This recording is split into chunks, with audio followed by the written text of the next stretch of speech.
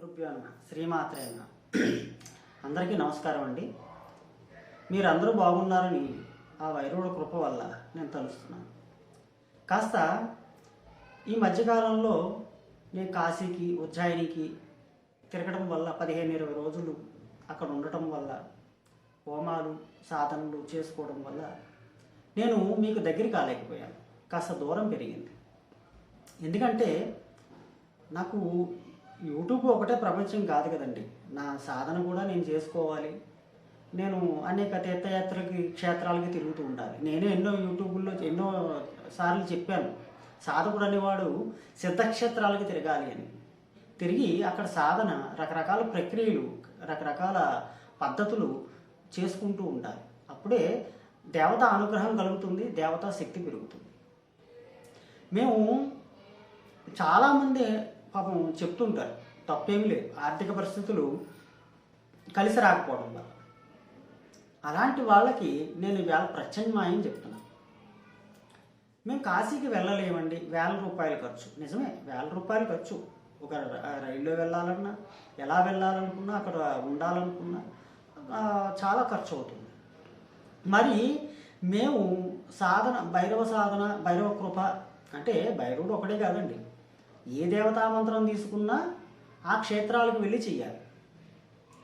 ఏ మంత్ర సాధకులైనా కానీ, దశమహా విద్యలు కావచ్చు, వేరే వేరే విద్యలు కావచ్చు, ఏ విద్య అయినా కానీ కాలభైరవుడు కృప, దత్తాత్రేయ స్వామి వారి కృప, ఇలాంటి గురువుల కృప ఉండాలి. కాలభైరవుడు నేను ఎందుకు గురువు అంటున్నానంటే, సకల మంత్రశాస్త్రాలకి ఆయన గురువు, తంత్రశాస్త్రాలకి. అంచేత పరమేశ్వరుడి యొక్క సంపూర్ణ స్వరూపాన్ని మనం చూడాలి అనుకుంటే, పరమేశ్వరుడు ఎలా ఉంటాడు? లింగస్వరూపంగా ఉంటాడు, ఒక లింగాకారంలో ఉంటాడు. ఆయన అలాగే చూడగలం. లేదండి, నేను పరమేశ్వరుడు సంపూర్ణంగా చూడాలనుకుంటున్నాను, నాకు ఎలా చూడాలి పరమేశ్వరుడు సంపూర్ణంగా అంటే, కాలభైరవుడు యొక్క స్వరూపాన్ని చూస్తే పరమేశ్వరుడే కాలభైరవుడు, కాలభైరవుడు స్వరూపమే సంపూర్ణ ఈశ్వర స్వరూపము. ఈశ్వరుని చూడాలంటే కాలభైరవుడిని చూస్తే సరిపోతుంది. ఆయనే నిజమైన స్వరూపం. ఈశ్వరుడు ఎవరు? సకల మంత్ర వేద శాస్త్రాలకి మూల పురుషుడు. మళ్ళా అలాంటి భైరవుడి యొక్క కృప ప్రతి సాధకుడు పొందాలి అంటే, మన ఇంటికి భైరవుడు రాడు కదండి, భైరవుడు పాదాల దగ్గరికి మనం వెళ్ళాలి. మరి మేము కాశీ వెళ్ళలేము కదండి, మా పరిస్థితి ఏమిటి అని కొంతమంది అడుగుతున్నారు. అలాంటి వాళ్ళకి భైరవుడు కాశీలోనే కాదండి, చాలా చోట్ల ఉన్నాడు. ఉదాహరణ, పాండవులు కాశీ నుంచి మా సామ్రాజ్యంలో కూడా భైరవుడు ఉండాలని చెప్పి కాశీలో భైరవుడిని ప్రార్థించి ఆయన అనుగ్రహం పొంది భైరవుడు యొక్క సగ భాగాన్ని భుజాల మీద భీముడు మోసుకుని ఎక్కడ కాశీ ఎక్కడ ఢిల్లీ వాళ్ళ సామ్రాజ్యం. ఒకప్పుడు హస్తినాపురం, ఢిల్లీని హస్తినాపురం అనేవారు పూర్వకాలం, మహాభారత కాలంలో. హస్తినాపురానికి కాలభైరవుని తీసుకొచ్చి ప్రతిష్టాపన చేసి అనేక విశేష పూజలు చేశారు పాండవులు.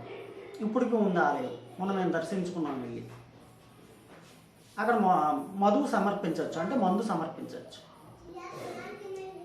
అంచేత అలాగ భైరవ క్షేత్రాలు అనేక చోట్ల ఉన్నాయి.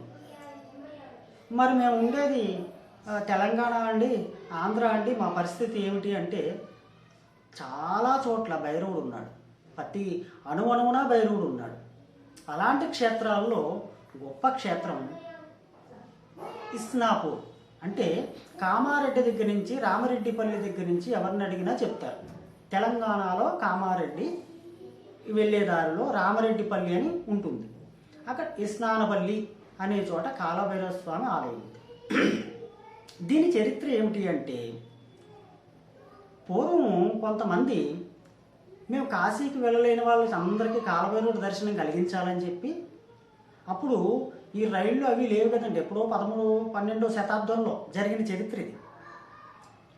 కాశీకి వెళ్ళి ఎడ్ల బండి కట్టుకుని అక్కడి నుంచి కాలభైరవుడు అనుగ్రహం పొంది, ఆ స్వామివారి అనుగ్రహంతో విగ్రహాన్ని తీసుకుని బయలుదేరారు. కొన్ని నెలల పాటు వాళ్ళు అడవులలో ఆటల్లో సంచరించుకుంటూ వచ్చి వాళ్ళు ఎక్కడో ప్రతిష్టాపన చేద్దాం అనుకున్నారు. కానీ ఆ అడవి మార్గంగా అంటే మీరు గమనిస్తే ఈ స్నానబల్లే ఎందుకు అయ్యిందని కూడా మనకు రూట్ మ్యాప్ గూగుల్లో చూసుకుంటే తెలుస్తుంది. నాగపూర్ తర్వాత నిజామాబాద్ తర్వాత కామారెడ్డి, ఇవే వస్తాయి రోడ్లు. ఇప్పుడు కూడా అవే ఉన్నాయి, రైలు ప్రయాణం కానీ ఏవైనా కానీ. ఆ ఇస్నానబల్లి దగ్గర బస్సు యొక్క బస్సు అంటున్నాను, క్షమించండి, ఆ ఎడ్ల బండి యొక్క చక్రం ఇరిగిపోయి, చాలా పెద్ద విగ్రహం, 5-6 అడుగులు ఉంటుంది. ఇంకా వాళ్ళు ఏం చేశారంటే ఇక్కడి నుంచి మనం స్వామివారిని కదిలించడం అసాధ్యం అని చెప్పేసి అక్కడే ప్రతిష్టాపన చేశారు. ఎంత అద్భుతంగా ఉంటాడంటే భైరవుడు అక్కడ 6 అడుగుల ఎత్తుతోటి చాలా అద్భుతంగా ఉంటాడు ఆయన. తర్వాత గ్రామస్తులంతా చెరువు చెయ్య వేసుకుని చిన్నగా రేకుల షెడ్ కట్టారు. ఆ తర్వాత ఆలయం ఊరు పెద్దలందరూ కలిసి దాన్ని పెద్దదిగా చేసుకొచ్చారు. తర్వాత ధర్మాదాయ శాఖలోకి వెళ్ళింది. అదొక మంచి అంటే చెప్పుకోవాలి. ధర్మాదాయ శాఖలోకి వెళ్ళాక ఇంకా ఏది కూడా ముందుకు సాగదు, అలా సాగకుండా అయిపోయింది. అది అక్కడ వసతి రూములు కూడా ఉన్నాయి. ఇక్కడ భైరవుడికి గొప్ప విశేషం ఏమిటి అంటే, ఎవరికైనా ప్రయోగ బాధలు కానీ, చేతబడులు కానీ, పిచాచ బాధలు కానీ ఉన్నవాళ్ళు అక్కడ ఉండి నిద్ర చేస్తే ఒక 9 రోజుల పాటు ఆ బాధలన్నీ కూడా సులభంగా తొలగిపోతాయి, ఎటువంటి ఖర్చు లేకుండా. అనేక మంది సాధకులు ఉత్తర భారతదేశం నుంచి, దక్షిణ భారతదేశం నుంచి కూడా అక్కడికి వచ్చి కొన్ని రోజుల పాటు ఉండి, అక్కడ ఒక బావి ఉంటుందండి, ఆ బావిలో నీళ్లు స్నానం చేసి, ఆ బావిలో బిందెడు నీళ్లు తీసుకుని పోయి స్వామివారికి స్వయంగా అభిషేకం చేసుకోవచ్చు. మన చేతితో మనమే అభిషేకం చేసుకోవచ్చు, మనమే దీపారాధనలు చేసుకోవచ్చు, ఎవరు కూడా అడ్డు చెప్పరు. అక్కడ ఎంతటి నిదర్శనం అంటే అండి, నేను ఒక గ్రహణానికి అక్కడికి వెళ్ళాను, సాధన చేసుకున్నాను. నాతో పాటు 2-3 వచ్చారు. నేను మంత్ర సాధన చేసుకుంటుంటే ధ్యానస్థితిలో ఉండగా స్వామివారు కనపడ్డారు. ధ్యానస్థితిలో కనపడి నాకు కొన్ని సూచనలు చేశారు. ఈ గ్రహణం రోజున నువ్వు ఇక్కడ నారికేళ దీపం పెట్టు, నిమ్మకాయ నాకు బలి ఇవ్వు అని చెప్పి నాకు ఆజ్ఞాపించారు. వారు చెప్పినట్టుగా అప్పటికప్పుడు పోయి ఒక నారికేళం కొబ్బరికాయ కొనుక్కుని వచ్చి పగలగొట్టి దీపారాధన చేసి నిమ్మకాయలు బలిచ్చి స్వామివారికి నమస్కరించుకున్నాను. ఆ తర్వాత నేను ఉండవలసిన ప్రదేశానికి నేను వచ్చేసాక నాకు ఒక సమస్య ఉంది. నేను స్వామివారితో చెప్పుకోలేదు, ఈ సమస్య తీర్చు అని నేను ఎప్పుడు అడగలేదు ఆయన్ని. నేను వచ్చేటప్పటికి ఆ సమస్య తీరిపోయింది. అంటే నా సమస్య నేను అడగకుండానే స్వామివారు తెలుసుకుని ఆ సమస్యకి ఏ పరిహారం చేస్తే బాగుంటుందో అది నా చేత చేయించి నా సమస్యని నిర్వీర్యం చేశారు. ఇది కాలభైరవ యొక్క మహిమ. మనం కాశీ దాకా వెళ్ళక్కర్లేదు సాధన చేయగలిగిన వాడు, ఏ మంత్ర సాధకులైనా సరే. ఆ ఇస్నానపల్లి వెళ్ళి గూగుల్లో కొట్టుకుంటే మీకు వస్తుంది ఇస్నానపల్లి. అక్కడికి వెళ్ళి కొన్ని రోజుల పాటు ఉండి చక్కగా, అక్కడ ఖర్చు పెద్దగా ఏమీ లేదండి, వసతి రూములు ఇస్తారు, లేదా చాపేసుకుని చక్కగా పెద్ద గుడి చాపేసుకుని పడుకోవచ్చు. స్వామివారు శుభ్రంగా ఎవరో రూపాయి టోకెన్లు కానీ అవి కానీ కట్టవలసిన అవసరం లేదు, చక్కగా అన్నీ ఉచితమే. కొన్ని రోజుల పాటు ఉండి సాధన చేసుకుంటూ, రోజు అభిషేకం చేసుకుంటూ, స్వామివారికి అనేక రకాలుగా మనం మనసుకు తోచినట్టుగా వారిని పూజించుకుంటూ వారి యొక్క అనుగ్రహాన్ని పొందవచ్చు. అంటే ఎటువంటి అనుగ్రహం అండి అంటే, ప్రతి మనిషికి భూమి మీద జన్మెత్తిన ప్రతి మనిషికి కూడా డబ్బు ఉన్నవాడికి కావచ్చు, డబ్బు లేనివాడికి కావచ్చు, అనేక సమస్యలు ఉంటూనే ఉంటాయి. ఎంతటి మిలీనీరైనా సరే అతనికి సమస్య ఉంటుంది, ఎంత కటిక పేదవాడికైనా సమస్య ఉంటుంది. ఆ సమస్య ఏమిటి అంటే పూర్వజన్మ సుకృతంతో కలిగిన కర్మ, గ్రహ బాధలు, గ్రహపీడలు. ఈ గ్రహపీడలు అన్నిటికీ కూడా కాలచక్రానికి అధిపతి కాబట్టి ఆయన కాలభైరవుడు అన్నారు. ఈ కాలాన్ని శాసించగలిగేవాడు ఆయన. ఈ నవగ్రహాలు, ఈ సృష్టిలో ఉన్న సమస్త గ్రహాలు, సమస్త భూత పిచాచ సమస్త అస్త్ర తంత్ర మంత్ర కోష్మాండ బలులు సమస్తం కూడా ఆయన ఆధీనంలో ఉంటాయి. వీటిలన్నింటి నుంచి కూడా మనం రక్షించబడాలన్నా, ఆ పీడలు తగ్గించుకోవాలన్నా మనం స్వామివారి యొక్క అనుగ్రహం పొందాలి. ఏదో నాకు ఏనాడ్స్ అని దోషం ఉందండి అంటే ఇంత జపం చేయాలి, ఇంత దానం చేయాలి, ఇంత చేయాలంటారు. అది సరిగా కాకపోతే ధనం వృధా కానీ ఫలితం రాదు, ఆ బాధ అనుభవించవలసింది. నాకేదో కుజదోషం ఉందండి, ఆ దోషం ఉంది. ఏ దోషం ఉన్నా సరే, ఏ గ్రహ బాధలు ఉన్నా సరే భైరవ యొక్క కృపతోటి ఇవన్నీ తగ్గించుకోవచ్చు. అంటే ఒకసారి వెళ్తే సరిపోతుందా అంటే, ఒకసారి ఎప్పుడు ఏ దైవం దగ్గరికి వెళ్ళినా ఏది జరగదు. ఒకసారి హోమం చేస్తే ఫలితం రాదు, కొన్నిసార్లు జపం చేస్తే శక్తి రాదు. అలాగే దైవానికి ఒక్కసారో 2 సార్లు వెళ్తే సరిపోదు, మనకు వీలున్నప్పుడల్లా వెళ్తూ ఉండాలి. అక్కడ మంత్రసాధన చేసుకుంటూ ఉండాలి. మంత్రసాధకులు కాని వాళ్ళు అక్కడ ఉన్న అభిషేకాదులు చేసుకోవాలి, విశేషార్చనలు చేసుకోవాలి, స్వామివారి అనుగ్రహం పాత్రలు కావాలి. అప్పుడు గ్రహ బాధలు తగ్గుతాయి. సాధకులు కావచ్చు, సాధకులు కాకపోవచ్చు, ఎవరైనా కానీ మనశ్శాంతి లేదండి, పనులు అవ్వట్లేదండి, రుణబాధలు ఉన్నాయండి అన్న వాళ్ళు ఎవరైనా సరే, ఈ సమాజంలో సహజంగా అందరికీ ఉండేది. నా మంత్ర సాధన ముందుకు సాగట్లేదండి అనేవాళ్ళు కూడా అక్కడికి వెళ్ళి కొన్ని రోజులు ఉండి సాధన చేసుకోవడం వల్ల చక్కటి ఉపయోగం ఉంటుంది, అద్భుతమైన ఉపయోగం. అంటే అది కాశీనే, కాశీతో సరసమానమైంది. అక్కడ కాశీలో కాలభైరవుడు ఇక్కడే ఉన్నాడు. ఆయన ఇక్కడ ఉన్న కాలభైరవుడు కాశీలో భైరవుడు ఒకటే. అంచేత కాశీ వెళ్ళలేనటువంటి వాళ్ళు ఇక్కడ సోమవారం దర్శించుకుని అనుగ్రహాన్ని పొందొచ్చు. మీకు దగ్గరలోనే ఉన్నారు. అనేక చోట్ల కాలభైరవాలయాలు ఉన్నాయి. అవన్నీ కూడా ఒక్కొక్కటిగా మీ దగ్గర ప్రాంతాల్లో ఉన్న కాలభైరవ ఆలయాల గురించి నేను తెలియజేసుకుంటూ వస్తాను. ఇంచేత నేనేం చెప్తున్నానంటే, ఎవరిని మీరు ఏం అడగక్కర్లా. మీకు ఏదైనా సమస్య ఉంది, దైవానికి మధ్యవర్తి అవసరం లేదండి, ఇంకొక మధ్యవర్తి అవసరం లేదు. అడిగే విధానంగా మనం అడగగలిగితే మధ్యవర్తి అవసరం లేదు. అంటే ఇంకొక మనిషి సహాయం అవసరం లేదు. అడగటం కాకపోతేనే మనం ఎవరినైనా సంప్రదించాలి.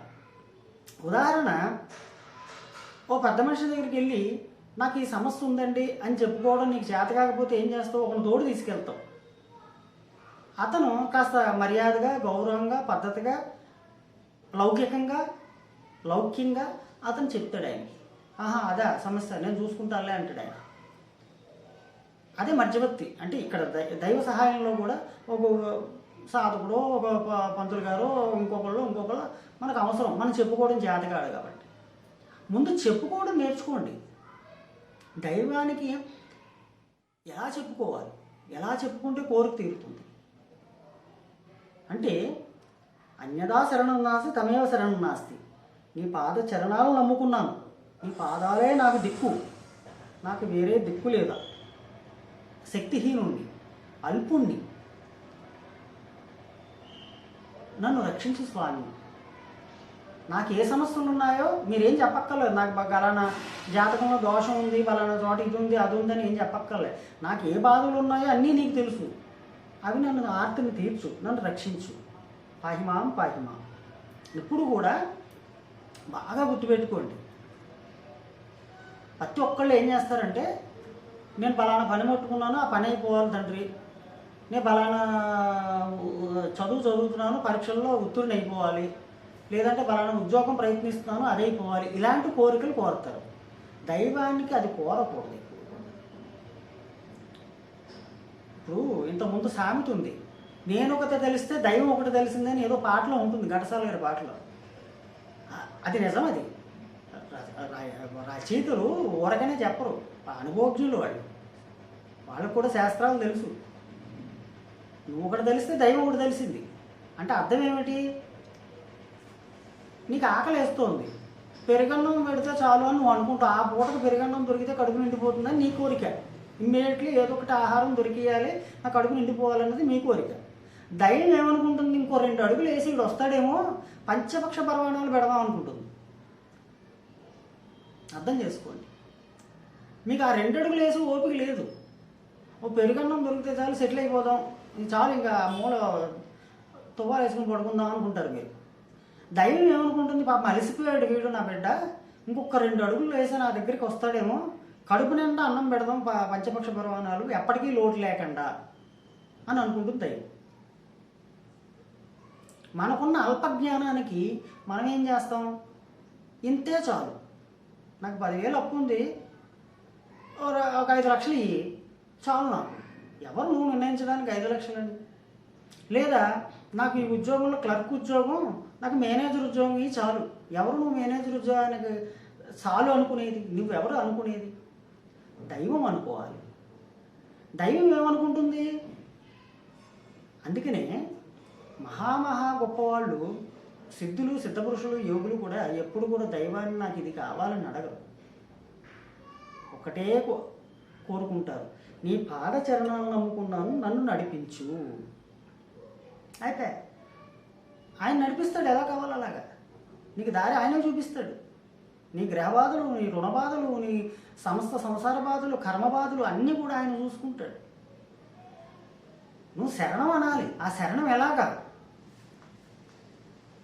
నీ మనస, వాచ, కర్మణ, దేహే, గేహే అంటే గేహే అంటే అంతరం, దేహే అంటే శరీరం, సర్వ అంగాని సమస్తంగా నువ్వు ఆ సాష్టాంగ నమస్కారం పడిపోవాలి. ఆ పాదాలు అలా పట్టేసుకోవాలి గట్టిగా. దీనికి మంత్రం అక్కర్లేదు, తంత్రం అక్కర్లేదు, పూజలు అక్కర్లేదు, ఏం అక్కర్లేదు. నువ్వు ఆ భగవంతుడి పాదాలు అలా పట్టేసుకోవాలి.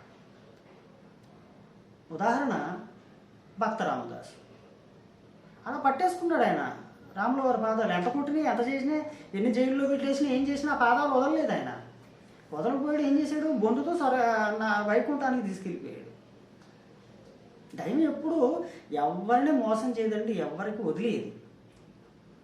మీకు ఒక ఉదాహరణ చెప్పాలి. మొన్నే నాకు గుర్తొచ్చిన ఉదాహరణ. కొంతమంది ఉంటుంటారు, ఎన్నో కష్టాల్లో ఉంటుంటారు పాపం. వాళ్ళనే నేను తప్పు పట్టను, అది కర్మ ప్రారంభం. వాళ్ళు ఏం చేస్తారంటే కొన్ని ప్రలోభాలకు లొంగిపోయి ఆ బాధలు తట్టుకోలేక, వాళ్ళు తప్పు కాదు, వాళ్ళ బాధలు తట్టుకోలేక, ఆర్థిక బాధలు తట్టుకోలేక, ఇక్కడేమో చెప్పేవాళ్ళు సరిగా లేక, మన దాంట్లో దారి చూపించేవాళ్ళు లేక, వాళ్ళు దూరం పెట్టబట్టి వాళ్ళు ఏం చేస్తారంటే కొన్ని అన్ని మతాలలోకి వెళ్ళిపోతారు. వెళ్ళిన వెంటనే ఒక వారం 10 రోజులకి వాళ్ళ చరిత్ర మారిపోతుంది. కష్టాలు తీరిపోతాయి, సమస్యలు తీరిపోతాయి, అన్నీ తీరిపోతాయి. చూసారా, మేము ఇందులోకి వచ్చాం కాబట్టి మాకు ఎంత బాగా జరిగిందో అంటారు పాపం. నేను నవ్వుకుంటాను. ఎందుకంటే ఇది కర్మ సిద్ధాంతం. ఇంతకుముందు మన వీడియోలో చెప్పుకున్నాం. కాశీలో పంతులు గారు ఉండేవారు. వాళ్ళ ఆవిడకి ఎప్పుడు డబ్బు పిచ్చి, ఆయనకేమో డబ్బు అంటే పిచ్చి లేదు, ఎంతమంది ఇచ్చినా కూడా తీసుకునేవాళ్ళు కాదు అని చెప్పి ఒక వీడియో చెప్పుకున్నాం. కొత్త వాళ్ళకి అర్థం కావచ్చు, పాత వాళ్ళకి తెలుసు. అయితే ఆయనకి భార్య పెట్టే పోరు భరించలేక లక్ష్మీదేవి కోసం హోమం చేస్తారు. మళ్ళీ ఇంకొకసారి కొత్త వాళ్ళ కోసం చెప్తాను. అమ్మవారు రాదు, జ్యేష్ఠాదేవి రానివ్వదు, లక్ష్మీదేవి అక్కగారు. లాస్ట్కి ఆయన బలవంతంగా ప్రయోగం చేసి అమ్మవారిని దింపాలని ప్రయోగం చేస్తే అమ్మవారు వస్తుంది. చింపిరి జుట్టుతో, చిరిగిపోయిన బట్టలతో వస్తుంది. ఎవరమ్మా నువ్వు అని అడుగుతాడు, గుర్తుపట్టలేడు. అమ్మవారు అంటే మహాలక్ష్మి వారు ఎలా ఉంటుంది, కలకలలాడిపోతూ చంద్ర కళతో అందంగా ఉంటుంది అమ్మవారు. నేను లక్ష్మీదేవిని అయ్యా, నీకు డబ్బులు ఇద్దామని వస్తున్నాను, ధనం ఇద్దామని. ఈ లోపల మా అక్కగారు నీకున్న పూర్వజన్మ కర్మ అడ్డుంది, నువ్వు ఎలా ఇస్తావని చెప్పి నన్ను ఆవిడ ఇబ్బంది పెట్టింది, అందుకని నేను ఇవ్వలేకపోతున్నాను నీకు అంటుంది. ఆహా, పూర్వజన్మ కర్మ వల్ల ఇవ్వలేకపోతున్నావా తల్లి, నమస్కారం అమ్మ అని చెప్పి అమ్మవారికి నమస్కరించి గంగా తీరానికి వెళ్ళి ఆ నదిలో 3 ములకలు వేసి ఆ జన్యం తీసి గంగలో వదిలేసి సన్యాసం తెచ్చుకుని పేరు మార్చుకుంటాడు. ఎప్పుడైతే మనిషి సన్యసించాడో అతని ప్రారంధ కర్మ, పాత కర్మ అంతా ఓ పక్కకి వెళ్ళిపోతుంది. అది ఎక్కడికి పోదు, అది తర్వాత మళ్ళీ జన్మలో అనుభవించాలి. ఆ బ్యాంక్ బ్యాలెన్స్ అలాగే ఉంటుంది. ఈయన ఎప్పుడైతే సన్యసించుకుని ఏదో ఒక స్వామీజీ పేరు పెట్టుకున్నాడో నూతన జన్మ, మళ్ళీ కొత్త జన్మ, తల్లి గర్భం నుంచి పుట్టకపోయినా కొత్త జన్మ మొదలైపోతుంది శాస్త్రం ఇది. ఆ కొత్త పునర్జన్మ ఎప్పుడైతే ఆయన సన్యాస స్థితిలో ఎత్తాడో ఇంట్లో ఇమ్మీడియట్లీ కనకవర్షం కురుస్తుంది. ఆ కనకవర్షం చూసి తట్టుకోలేక ఆ భార్య భర్తకు చెప్దామని గంగా తీరానికి పరిగెట్టుకుంటూ వస్తుంది. వచ్చి ఏమంటే మన ఇంట్లో బంగారం కురిసిందండి, అని చెప్పండి. ఎవరమ్మా నువ్వు, నన్ను ఏమంటే అంటున్నావు, నువ్వెవరో నేనెవరో, నేను సన్యాసినమ్మా, నీ భర్త సన్యసించాడు కాబట్టి నేను నీ భర్తను కాను, నేను సన్యాసినమ్మా, నమస్కారం తల్లి అని చెప్పి వెళ్ళిపోతాడు. అంటే డబ్బు గురించి భర్తను పోగొట్టుకుంది ఆవిడ. ఇదే ఉదాహరణ, ఎప్పుడైతే అన్యమతంలోకి వాళ్ళు వెళ్తారో వాళ్ళ కర్మ అలా కాసేపు ఆగిపోతుంది, ఈ జన్మకి ఆగిపోతుంది. నూతన జన్మ ఎత్తారు వాళ్ళు, ఇంక పేరు మార్చుకుని ఏవో రకరకాల పేర్లు మార్చుకుని కొత్త జన్మ ఎత్తారు. ఎత్తేటప్పటికి వాళ్ళకి ఆ కొత్త యొక్క నూతన జన్మ యొక్క అదృష్టం అంతా మొదలవుతుంది. కానీ ఈ కర్మ ఆ కర్మ అన్ని కర్మలు కలిపి రెండో జన్మలో నానా కష్టాలు పడాలి. అప్పటికి ఈ మతాలు ఉంటాయో లేదో తెలియదు, వచ్చే జన్మలో మళ్ళీ ఇది అవుతుంది. ఎప్పుడు కూడా మనిషి ఆలోచించవలసింది ఏంటంటే, ఈ శరీరం మీద ఉన్నంతసేపు ఉన్నన్నాళ్ళు బతికేద్దాం, సౌఖ్యాలు అనుభవించేద్దాం అని కాదు. పూర్వజన్మ సప్తజన్మ కర్మాని నాశనం చేసుకుందాం. మళ్ళీ జన్మ వద్దు, జన్మరాహిత్యం వద్దు, మోక్షమే కావాలి, ఆ దైవంలో కలిసిపోవాలి అనేది ఉత్తమోత్తమం కోరిక. నేను అన్యమతంలో మారిన వారి నుంచే చెప్పట్లేదు, ఇంకో ఉదాహరణ కూడా చెప్తా. మన ఇండియాలో ఉన్నప్పుడు చాలా కష్టాలు పడుతూ ఉంటారు పాపం. కాస్త ఏదో చదువుకొని సప్పో చేసి అమెరికా వెళ్తారు. అమెరికా వెళ్ళగానే, అమెరికాను ఏదైనా కంట్రీ అనుకోండి, వెళ్ళగానే వాళ్ళకి అక్కడ మొత్తం మారిపోతుంది చరిత్ర. అంటే అమెరికాలో డాలర్లు ఎక్కువ వాళ్ళు బాగుపడిపోయారు, అక్కడ కూడా కష్టపడే వాళ్ళు చాలామంది ఉన్నారు పాపం, ఉద్యోగాలు లేక. కొంతమంది భోగభాగ్యాలు, చక్కగా కార్లు అన్ని రకాలుగా అనుభవిస్తుంటారు. ఎందుకంటే అది భోగభూమి, ఇది యోగభూమి. అక్కడ ఎంత భోగపడతాడో, ఎంత సంతోషపడతాడో అంత బాధపడాలి. ఇది యోగభూమి. నువ్వు ఎంత కష్టపడుతున్నావో అంత కర్మను నాశనం చేసుకుని పూర్వజన్మలో వచ్చే జన్మలో గొప్పవాడివైనా పుడతావు, లేదా జన్మ లేకుండా అయినా ఉంటుంది. అంచేత దైవాన్ని మనం అలా పాదాలు పట్టుకుంటే, ఆ పట్టుకోవడంలోనే ఉంది విశేషం. గట్టిగా పట్టుకోవాలి. దైవం ఉందని నమ్మాలి. అక్కడ ప్రత్యక్షంగా దైవం ఉంది. రాతి స్వరూపం కలిగిన దైవాన్ని ఆ కాళ్ళు గట్టిగా పట్టుకుంటే కందిపోతాయేమో, నొప్పి పుడుతుందేమో అనే అంత నీ ప్రేమ నీ మనసులోంచి రావాలి. సుకుమారంగా పట్టుకుందాం. కొంతమంది పూజ చేస్తుంటారు, చాలా అద్భుతంగా చేస్తుంటారు. అక్షంతలు తీసుకుని ఇసిరేస్తుంటారు దేవుడి మీద ఇలాగా. అవి అంటే మనం అక్కడెక్కడ ఎదురుగుండా అక్షంతలు ఎదురుగుండా మనిషి ఉన్నాడు ఇంకో చురుక్కుని తగులుతుంటాయి అవి. అంటే మరి దైవాన్ని మనం అలా కొడుతున్నట్టేగా, అది గ్రహించడు ఎవడుని. సుకుమారంగా వెయ్యాలి అక్షంతలు. ఇలా స్వామివారికి ఎక్కడ కందిపోతాడేమో అని సుకుమారంగా వెయ్యాలి. పువ్వులు సుకుమారంగా పెట్టాలి. అంటే నీ మనసులో దైవం అక్కడ అలంకరించుకుంది, అక్కడ నిలబడింది ఉంది అని నువ్వు అనుకోవట్లే. ఉద్దేశం నీకు రావట్లా. అదొక చిత్రపటం, అదొక విగ్రహం వేసేసాం, ఇలా ఇసిరేసాం. అంటే పూజ చేసేవాళ్ళే కాదు, పూజారులు కూడా. అందరినీ అంటాను నేను. అతి సుకుమారం ఉండదు. ఆ దైవం అక్కడ ఉంది. నేను కొన్ని ఆలయాలు తిరుగుతూ ఉంటాను కదా, కొన్ని చోట్ల చూస్తే డబ్బు కోసమే ఎవరు దొరుకుతాడు, ఎవరు నేసేద్దాం అన్నట్టు ఉంటారు అక్కడ కొన్ని దేవాలయాల్లో ఉండేవాళ్ళు. ఇంకా పేర్లు ఎందుకు, అందరూ ఉన్నాయి. కొన్ని దేవాలయాల్లోకి వెళ్తే అక్కడ దైవం కోసమే అంకితమైపోయి, దైవాన్ని ఉన్నాడు అక్కడ నా దైవం, నేను ఆయన సుకుమారంగా అలంకరించుకోవాలి, నేను అందంగా చూసుకోవాలి అనే భావంతో ఆయన్నే నమ్ముకుని ఉండే కొంతమంది పరమభక్తులు ఉన్నారు, ఇప్పటికీ ఉన్నారు. నిన్నగాక మొన్నే చూశాను నేను. అలాంటి వాళ్ళకి డబ్బు ఉండదు పాపం, ఎదుగుదల ఉండదు, కానీ మనశ్శాంతి ఉంటుంది, దైవం రక్షణ ఉంటుంది, పిలిస్తే పలుకుతాడు. ధనం అందరికీ కావాలండి, కానీ న్యాయబద్ధంగా కావాలి, ధర్మబద్ధంగా కావాలి, అత్యాశ ఉండకూడదు. అంచేత ఆ భైరవస్వామి ఆలయానికి వెళ్ళి, సాధకులు కావచ్చు, సాధకులు కాని వాళ్ళు కావచ్చు, ఎవరైనా కావచ్చు, మీ బాధలు ఉన్నవాళ్ళు స్వామివారి దగ్గరికి వెళ్ళి అన్యదాశరణం నాస్తి అని చెప్పి స్వామివారికి సాష్టాంగ నమస్కారం పడి బిందు నీళ్లు పోసి ఆయన దగ్గర కాసేపు కూర్చుని కన్నీటితో మీ బాధను చెప్పుకోండి, ఆర్తితో మీ బాధను చెప్పుకోండి. త్వరగా శీఘ్రమే కరుణిస్తాడు ఆయన. ఇంకొక విషయం చెప్పాల్సింది ఏంటంటే, సాధకులకి చెప్తున్నాను, సాధకులు కాని వాళ్ళకి చెప్తున్నాను. నీ మనసులో దేవత ముందు నిలబడ్డప్పుడు ఎటువంటి ఆలోచన వస్తుందో ఆ ఆలోచన దేవత పలికిచ్చినట్టు. మనసులో కాసేపు అక్కడ కూర్చొని నీ బాధ చెప్పుకుంటున్నప్పుడు ఒక కొబ్బరికాయ కొడితే బాగుండు అని అనిపించింది అనుకోండి, అది దేవత పలికించినట్టు. వెళ్ళిపోయేవాళ్ళు కొబ్బరికాయ తీసుకురావాలి, కొట్టేయాలి. 4 గారెలు వేస్తే బాగుండు, స్వామివారికి వేసుకుంటే అలంకరణ చేస్తే బాగుండు అనిపించింది అనుకోండి, అక్కడ గారెలు దొరకవు. అయినా సరే నీ పట్టుదల వదలకూడదు. ఎవరో ఒకరికి అమ్మ నేను ఒక 500 ఇస్తాను, పిండి రుబ్బి గారెలు వేసి పెడతారని మాట్లాడుకుని గారెలు మాల తయారు చేసి స్వామివారికి మాలేసేయాలి. నేను అదే చేస్తాను. ఆ ప్రదేశంలో దొరకకపోయినా సరే దొరికించుకుంటాను, దాని గురించే తిరుగుతా, నేను స్వామివారికి అర్పించుకుంటాను. అంటే నా ప్రేమ అలాంటిది. అంటే దేవతను ప్రేమించండి. మీరు దేవతను ప్రేమిస్తే దేవత మిమ్మల్ని కొన్ని వేల లక్షల రెట్లు ప్రేమిస్తుంది. అంచేత స్నానపల్లి వెళ్ళి భైరస్వామి అనుగ్రహాన్ని పొంది మీ కష్టాలు, గ్రహ బాధలు, మీ వ్యాపార వృత్తుల్లో కలిగే ఆటంకాలు అన్నీ కూడా తొలగించుకోండి. ఇంత అద్భుత ప్రదేశాన్ని ఎవరూ కూడా విశ్వవ్యాప్తం చేయట్లేదు. అంటే చరిత్ర తెలవట్లేదు ఎవరికి కూడా. ఇంత అద్భుతాలయం మన ఇంటి పక్కన ఉన్నదని చెప్పి ఎవరికీ తెలవట్లేదు, కొంతమందికే తెలుసు.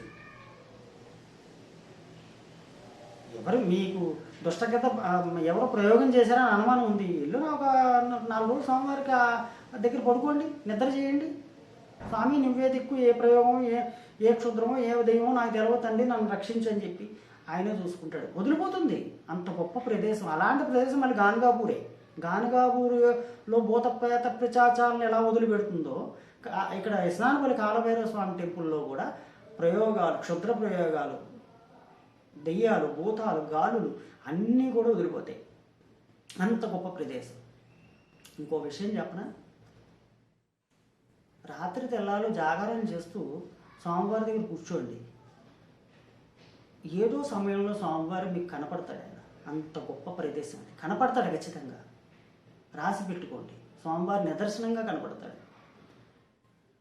నాకు కనపడలేదని నాకు ఒక 4-5 రోజులు అక్కడ ఉండి మీరు రాత్రి తెల్లవారు జాగరణ చేశాక మీ అనుభూతులు నాకు చెప్పండి.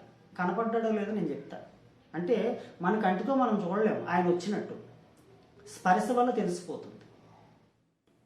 ఈ మధ్యకాలంలోనే ఒక భక్తురాలు వెళ్ళింది స్నానపల్లి. వాళ్ళు అందరూ పడుకున్నారు. ఆవిడకి మాత్రం చలి, విపరీతమైన చలి. అక్కడ ఉన్న వాళ్ళు ఎవరికి చలి లేదు. వాళ్ళు శుభ్రంగా దుప్పట్లో ఏమీ లేవు, గుర్రబెట్టి పడుకున్నారు. ఈ ఒక్క ఆమెకి నిద్ర పట్టట్లేదు. చలి, విపరీతమైన చలి. ఎలాంటి చలి అంటే హిమాలయాల పక్కన కూర్చుంటే ఎంత చలి వస్తుంది. చేతులు గడ్డకట్టేస్తున్నాయి, మొహం గడ్డకట్టేస్తుంది, చేతులు బాగుంటుంది. ఆవిడ పాపం అన్నీ బాగుంటుంది, కానీ ఆ చలి తగ్గట్లేదు. భరించలేక అక్కడి నుంచి లేచి వెళ్ళిపోయింది ఆమె. అటు వెళ్ళిపోయి మళ్ళీ అలా తిరిగి మళ్ళీ వచ్చింది. ఆ చలి ఏమిటి? భైరవుడే వచ్చాడు అక్కడికి. ఎందుకు చలి వస్తుందండి? దేవతలు ఎప్పుడూ కూడా అధిక శీతోష్ణ స్థితిలో ఉంటారు. ఏ దేవతలైనా సరే వాళ్ళు వచ్చినప్పుడు మనకి చలి, ఒక పరిమళం కానీ ఒక చలి కానీ పుడుతుంది మనకి. ఆ దైవ అనుగ్రహం, దైవం మన దగ్గరికి వచ్చింది. అపరిమితమైన చలి వేసేస్తుంది. ఎండాకాలంలో కూడా వాళ్ళు వెళ్ళింది ఎండాకాలంలోనే అంత చలి పుట్టింది. అంటే భైరవుడు ఆయన చూడడానికి వచ్చాడు, కానీ ఆవిడికి అది అర్థం కాలే. భైరవుడు వచ్చాడు అనేది ఎలా తెలుస్తుంది? అనుభవంతో తెలుస్తుంది. అనుభవం లేనప్పుడు ఏదో మామూలు చలి అనుకుంటాం మనం. అంచేత ఖచ్చితంగా భైరవుడు అనుగ్రహిస్తాడు, అక్కడ కరుణిస్తాడు, దయ చూపిస్తాడు. రూపాయి ఖర్చు లేదండి. హాయిగా వెళ్ళండి, సోమవారం దర్శనం చేసుకోండి, 3-4 రోజులు ఉండండి. సాధకులైతే జపం గట్టిగా చేసుకోండి, ఎక్కువగా చేసుకోండి. సాధకులు కాని వాళ్ళు ఆయన పాదాలు పట్టుకోండి, మీ కష్టాలన్నీ తీర్చుకోండి. ఓం నమో కాలభైరవాయ నమః.